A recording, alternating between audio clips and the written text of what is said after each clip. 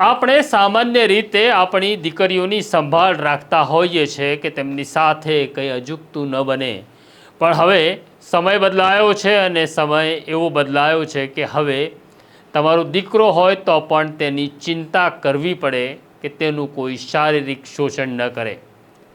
રાજકોટ પાસે આવેલા જસદણના એક હોસ્ટેલમાં એવી ઘટના ઘટે છે જેમાં હોસ્ટેલનો વોર્ડન જ બાળકોનું જાતીય શોષણ કરતો હતો.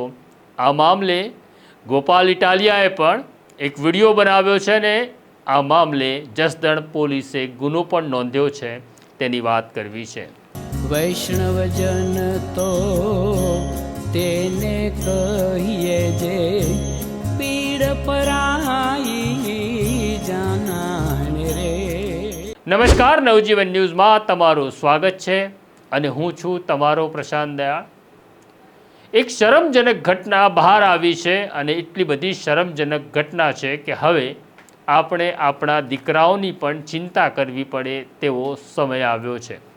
સામાન્ય રીતે માતા પિતા પોતાની દીકરીઓની ચિંતા કરતા હોય કે તેમની સાથે કોઈ અઘટિત કે અજુગતું ન બને અને માટે જ દીકરીઓની વિશેષ સંભાળ અને સલામતી રાખીએ છીએ. થોડા સમય પહેલાં ધંધુકાની જ એક હોસ્ટેલની અંદર સમવયસ્ક બાળકો પોતાના સાથી મિત્ર સાથે જે અશોભનીય વર્તન કર્યું હતું તે મામલે ગુનો પણ નોંધાયો અને એ ઘટનામાં જે બાળકો હતા તેમને પોલીસે રિમાન્ડ હોમમાં મોકલી આપ્યા. પણ હવે ઘટના જસદણની આવી છે. જસદણ પાસે એક હોસ્ટેલ આવેલી છે. આ હોસ્ટેલના એક બાળકે ઘરે જઈ પોતાના પિતા સામે જે વાત કરી, પિતા તે વાત સાંભળી ચોંકી ગયા. તેમને આઘાત લાગ્યો. તેમના 14 વર્ષના દીકરાએ કહ્યું કે તેમની હોસ્ટેલમાં રહેલો વોર્ડન પોતાની સાથે અને પોતાના મિત્રો સાથે જાતીય શોષણ કરતો હતો, જાતીય અડપલા કરતો હતો. આ ઘટના ડિસેમ્બરથી લઈ હમણાં સુધી એટલે કે માર્ચ મહિના સુધી ચાલતી હતી. આ બાળકના પિતા જસદણ પોલીસ સ્ટેશનમાં પહોંચે છે અને જસદણના પોલીસ અધિકારી સામે આખી ઘટના મૂકે છે. આ મામલાની જાણ રાજકોટના એસપી હિમકરસિંહને થતાં તેમણે તરત જસદણ પોલીસને આ મામલે ગુનો નોંધવાનો આદેશ આપ્યો અને જસદણ પોલીસે આ હોસ્ટેલના વોર્ડન છે કિશન ગાંગડિયા, જેની ઉંમર હજી 23 વર્ષની છે, આ વોર્ડનની ધરપકડ કરી છે. ફરિયાદ કરનાર બાળકના પિતાએ એવો આરોપ પણ લગાડ્યો છે કે હોસ્ટેલના એક રૂમમાં 6 બાળકો રહેતા હતા. આ વોર્ડન રોજ રાત્રે બાળકને બોલાવતો હતો અને તેની સાથે અશોભનીય વર્તન કરતો હતો. આ ઘટના પછી હોસ્ટેલમાં જેમના બાળકો છે, જેમના દીકરાઓ છે, તેઓ ડરી ગયા છે. કારણ કે હવે પ્રશ્ન એવો થાય છે કે અમારા બાળક હવે ક્યાં સલામત રહેશે. આમ આદમી પાર્ટીના નેતા ગોપાલ ઇટાલિયાએ પણ આ અંગે પ્રતિક્રિયા અને વિગત આપી છે. આ વિડીયો પણ તમે જોઈ લો. નમસ્તે દોસ્તો, હું ગોપાલ ઇટાલિયા છું. આજે 30 તારીખ માર્ચ મહિનો 2025નો દિવસ છે. થોડાક સમય પહેલાં તમે બધાએ જોયું હશે કે ધંધુકા તાલુકાના પચ્છમ ગામે એક હોસ્ટેલની અંદર 14 વર્ષના એક માસૂમ દીકરા સાથે સૃષ્ટિ વિરુદ્ધનું વિકૃત કૃત્ય કરવામાં આવેલું.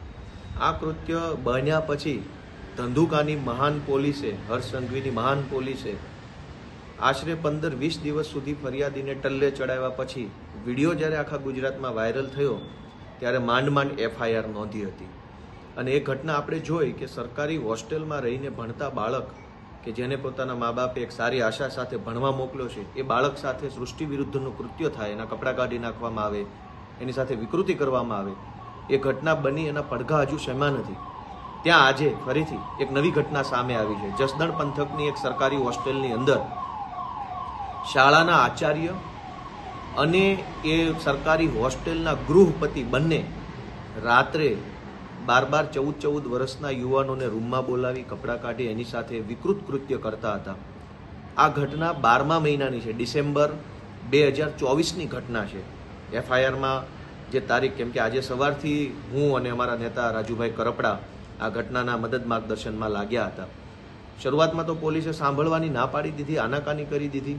કારણ કે આ ઘટનાનો એક આરોપી ભાજપનો મોટો હોદ્દેદાર છે.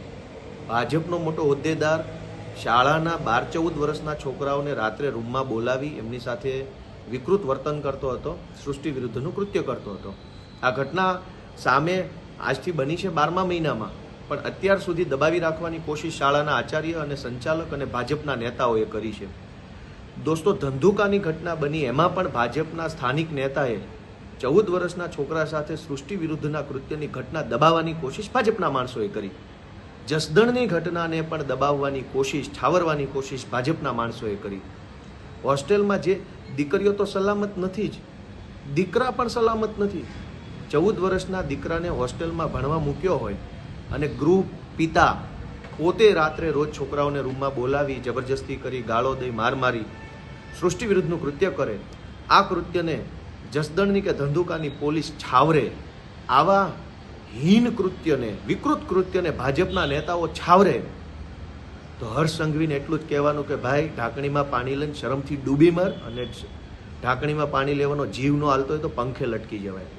ગુજરાતના 14 વર્ષના દીકરાઓ પર સૃષ્ટિ વિરુદ્ધના કૃત્યો થઈ રહ્યા છે, એ પણ સરકારી હોસ્ટેલોમાં થઈ રહ્યા છે, અને સરકાર એની એફઆઈઆર નથી લખતી, પોલીસ એની એફઆઈઆર નથી લખતી. શરમ આવવી જોઈએ બધાને. મારું તો ફેસબુક ભાજપવાળાએ બંધ કરાવી દીધું છે. જ્યારથી ધંધુકાની ઘટનામાં મેં અવાજ ઉઠાવ્યો ત્યારથી મારું ફેસબુક બીજેપીએ બંધ કરાવી દીધું છે. આ વિડીયો વધુ લોકો સુધી શેર કરજો. જસદણની, હું છોકરાનું નામ, જ્ઞાતિ, ઉંમર, હોસ્ટેલનું નામ એટલે નથી બોલતો કે કાયદા પ્રમાણે નામ બોલી ન શકાય. 14 વર્ષના એક છોકરાને નહીં, 4 થી 5 છોકરાઓ સાથે રોજે રોજ રાત્રે સૃષ્ટિ વિરુદ્ધનું કૃત્ય શાળાના સંચાલકો અને હોસ્ટેલના ગૃહપિતા કરતા હતા. એવી ઘટના સામે આવી છે. પોલીસ સવારથી ટલ્લે ચડાવતા હતા, પરંતુ રાજુભાઈ કરપડાના ઇન્ટરફિયરન્સથી અને અમારા બંનેના સંકલનથી એફઆઈઆર થવા તરફ વાત આગળ વધી છે. પરંતુ આ વિડીયો બની રહ્યો છે ત્યારે આજે 30 તારીખના 3:30 વાગ્યા છે બપોરના. અત્યારે ભાજપના નેતાઓ અને હોસ્ટેલના સંચાલકો પોલીસ સ્ટેશને પહોંચ્યા છે અને પોલીસ ઉપર દબાણ ઊભું કરે છે કે ગમે તેમ કરી અને આ ઘટના રફે દફે થઈ જાય.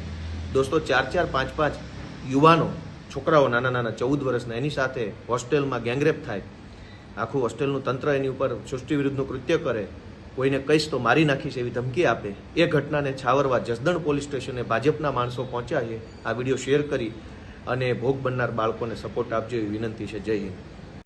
તમે આ વિડીયો જોયો અને આ ઘટના સાંભળી, ખરેખર તમારું બાળક જો હોસ્ટેલમાં રહેતું હશે તો તમને પણ ચિંતા થશે કે હવે અમારા બાળકોનું શું થશે. તો તમારા બાળકો જ્યારે હોસ્ટેલમાં રહે છે ત્યારે તમારા બાળકો સાથે તમે નિયમિત સંપર્કમાં રહો, તેમની સાથે મિત્રભાવ રાખો કે તે પોતાની સમસ્યા અને પોતાની ફરિયાદ તમને નિખાલસતાથી કરી શકે. આપણે આવું ગુજરાત જોઈતું નથી જ્યાં દીકરાઓ પણ સલામત ન હોય.